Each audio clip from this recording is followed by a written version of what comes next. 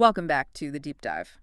Today, we're getting into something a little surprising, maybe even unsettling. Yeah. It's this idea that memory doesn't just live in people, in stories or traditions, Right. but that it can actually reside in physical places, in the landscape itself. That's the whole core of what we're looking at. It's this incredible thesis from some really deep scholarly readings of the Torah And what's the big idea?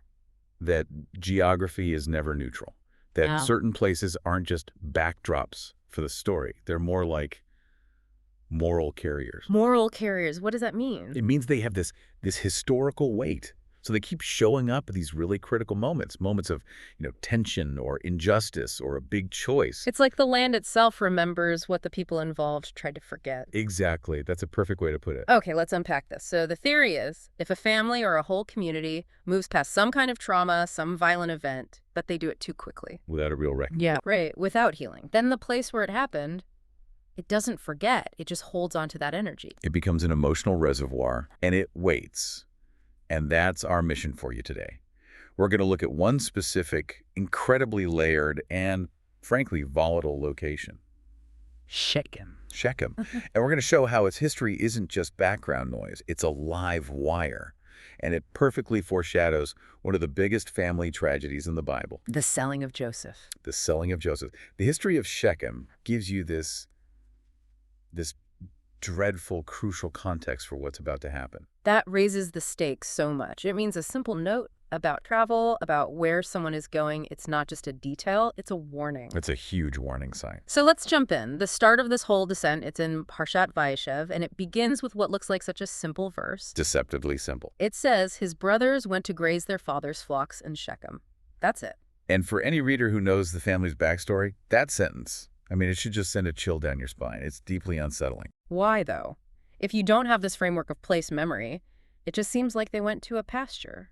But with the framework, Shechem is not a neutral field. It's not just a good spot for grazing. Reading that one word, Shechem, it immediately activates all this memory of betrayal, of violence, Unfinished business. unfinished reckoning, all tied to that exact piece of ground. But is this real, memory in the dirt? Or is it just a clever literary device, like the Torah is using a known tragic location to set the mood? It's both, but the memory part is what gives its theological power. Okay. Think of it less like a literary trick and more like visiting a battlefield today. Right, like Gettysburg or something. Exactly. The grass is green, the sun might be out, but the collective trauma, that atmosphere of the place, it changes how you feel. It's not just another park. And Shechem is the spiritual equivalent of that for Jacob's family. It's their battleground. So it signals this huge shift in tone, a spiritual danger that Jacob himself, maybe out of blindness or maybe just complacency. Yeah. He completely failed to see it. Wow.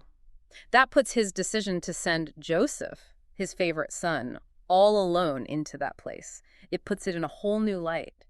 The moral danger was there before Joseph even left. It was baked into the journey from the first step. That idea that the land is just waiting, that's incredibly troubling.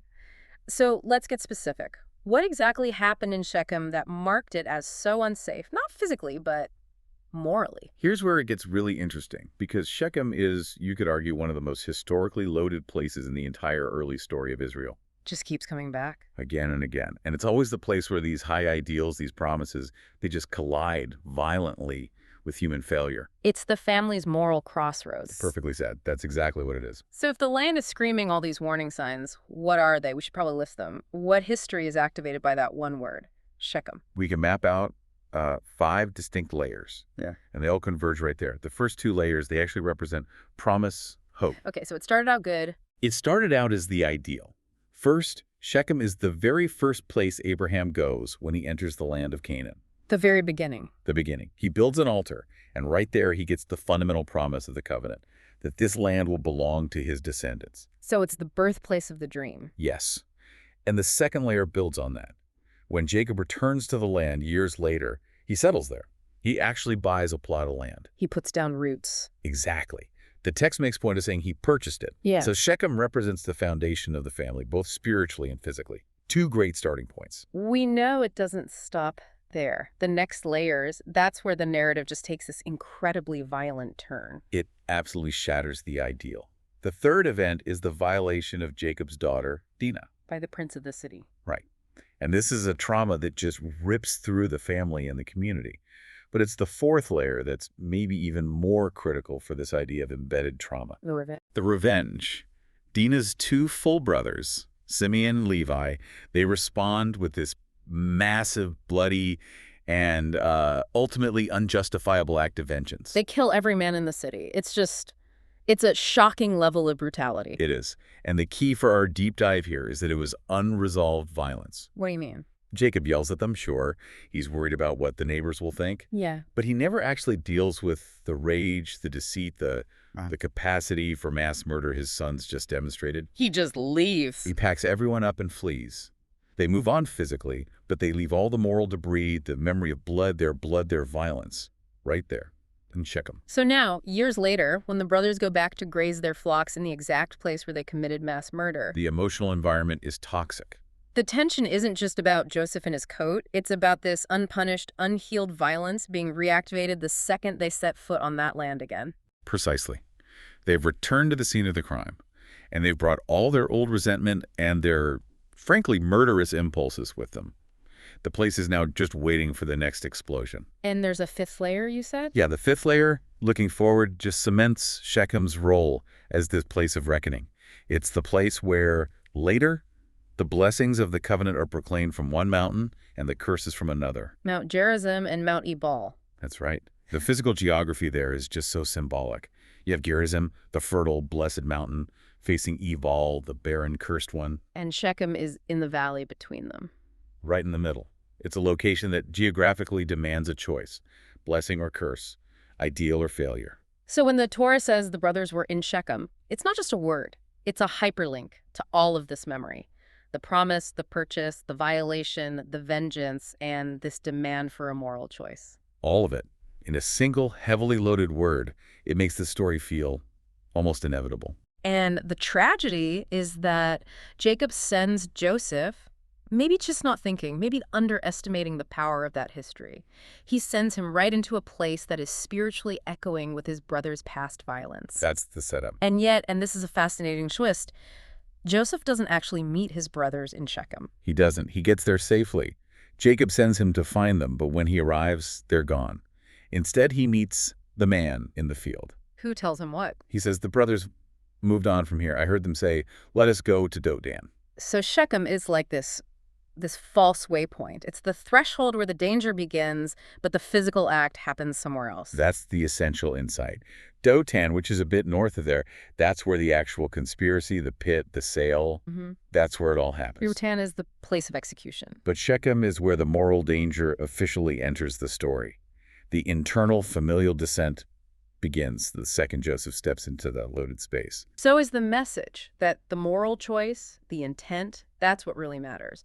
And the physical act in Dotan is just the consequence of standing in a place of unresolved trauma. I think so, yeah. It's the Torah's way of showing us geography as theology. Joseph's fall didn't start in the pit in Dotan. It started the moment he walked toward Shechem, a place history had already marked as morally unsafe for his family. Which means Jacob. That's a pretty profound failure of leadership on his part. If the danger was so obvious, why didn't he see it? Well, it points to a kind of human blindness, the tendency for leaders, for families to underestimate emotional danger. Jacob probably just saw Shechem as a good field for grazing, a place he once bought some land. He'd whitewashed the memory. He'd forgotten or chosen to forget that the violence that stained that land came from his own sons. So by sending Joseph there, he sent the most naive, vulnerable member of his family right into the epicenter of their unhealed wounds. Okay, let's distill that. The geography is basically teaching us a system, a moral map. It is a moral map. Shechem is the unresolved trauma, the start of the moral fall. Then Dotan. Dotan is betrayal in transit, the physical act. And finally, Egypt. Egypt is exile. But an exile that eventually, after a lot of suffering, becomes transformation and a path to a very difficult redemption. So the journey isn't just a change of location. It's a moral and spiritual path that was kicked off by going back to the toxic environment of Shechem. And that's the key takeaway for you, the listener. This isn't a coincidence. It's not background detail. No. It's the Torah showing us that unhealed conflict. Yeah. It doesn't just vanish. It relocates. It waits in the family dynamics, and sometimes it lingers in the land itself, waiting for the next moment of vulnerability. Which brings us to the so what. We're talking about an ancient text, but this pattern, it feels incredibly relevant. So what does this all mean for us now? I think it connects directly to how we deal with trauma we haven't processed, whether it's personal or, collective. The Joseph story, seen through this lens of Shechem, it really shines a light on some difficult truths. What are they? Well, first, it shows that families, and organizations too, they can move forward in time without ever actually healing. They just bury it. They bury it. Right. But the toxicity stays, and it comes out later as resentment or betrayal. Second, it shows how leaders, parents, bosses, whoever, can just seriously underestimate the emotional danger of old, unhealed spaces. Jacob thought he was just sending his son to check on the sheep. And he was actually sending him into the moral epicenter of his family's past. He confused a physical location with moral safety. That's a huge mistake. A huge mistake. And the third implication is this warning that places themselves can carry that unresolved memory even after decades. The ghost of the original fracture. Exactly. It tells the story of the moral compromises that were made there. So this whole deep dive, really, it's a warning about the cost of ignoring trauma. Joseph only survives after all this suffering, and that suffering started the moment he walked toward that broken place. The takeaway is that memory has to live somewhere. In people, in relationships, and sometimes the land itself demands that we remember what happened on it. Shechem teaches that what we don't address doesn't go away. It just waits. Fantastic. This completely changes how I'll read that opening verse from now on. Yeah. So to recap for everyone listening, this shows us that geography can be theology. Knowing the history of a place like Shechem gives you this crucial context. The moral countdown began the second Joseph arrived at that false waypoint. And if we can leave you with one final thought from the source material, Joseph's entire devastating journey, it doesn't begin with betrayal. It begins with trust. Misplaced trust. Profoundly misplaced trust. The tragedy wasn't that the brothers suddenly became evil and doting. It was that Jacob sent that innocent, vital trust into the wrong place, into Shechem way too soon. And the text, as it so often does, told us exactly where we should have been worried, even if the characters missed it. This raises an important question. What places in your own life, the homes you grew up in, the places you work, the landscapes you return to, what places might be carrying unresolved memory right now, just waiting for the next test of character? Think about the moral weight of your own geography as you continue your journey.